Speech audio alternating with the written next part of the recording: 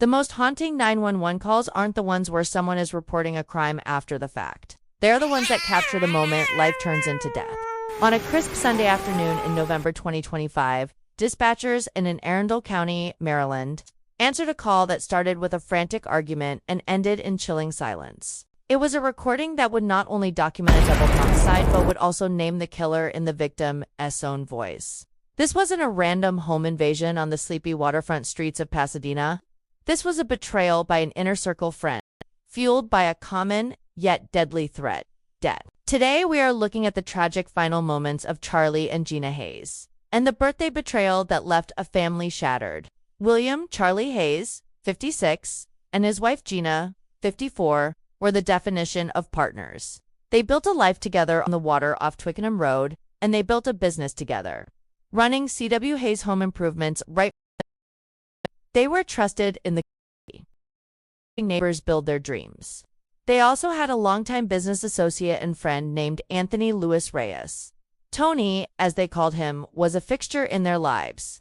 He was someone they trusted enough to let into their home on a Sunday afternoon.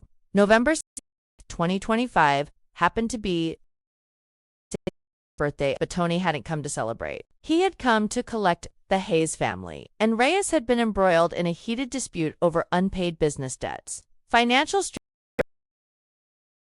but no one expected it to turn violent until the call came in. At 1:55 p.m., Gina Hayes dialed 911. The audio that dispatchers heard was pure chaos. It captured a between Charlie and Tony over money. The tension in the room was palpable through the phone line. Then, the argument escalated past the point of no return. According to charging documents released by the police, Gina's voice cut through the shouting. She was pleading. She screamed, "Tony, don't shoot." Those were among the last words Gina Hayes ever spoke. The 911 recording captured the distinct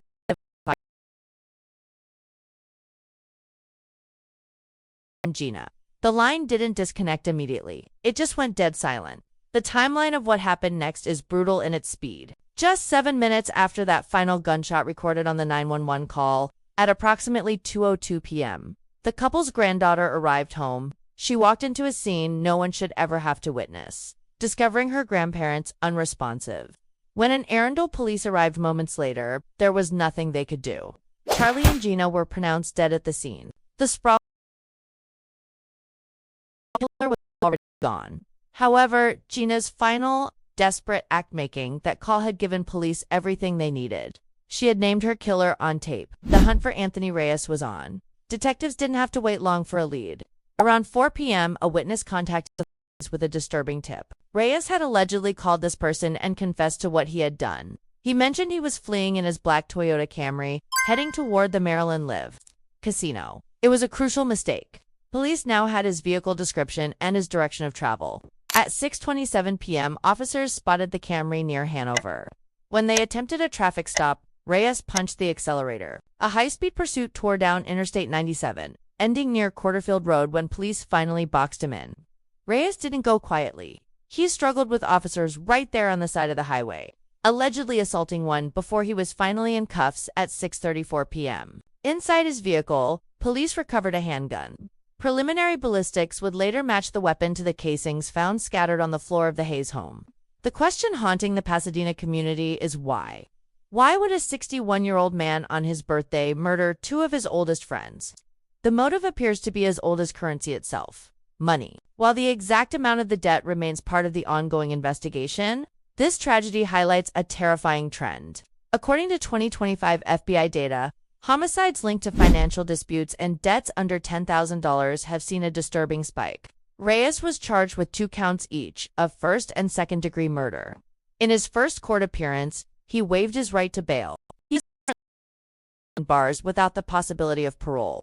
The legal case against Anthony Reyes seems overwhelming, bolstered by forensic evidence and that horrific 911 recording. But for the family of Charlie and Gina Hayes, especially the granddaughter, who found them, the nightmare is just beginning. They are left to pick up the pieces of a business and a family shattered by a trusted friend over a debt. It's a stark reminder that sometimes the most dangerous threats are strangers lurking in the dark. But the people we invite into our own living rooms,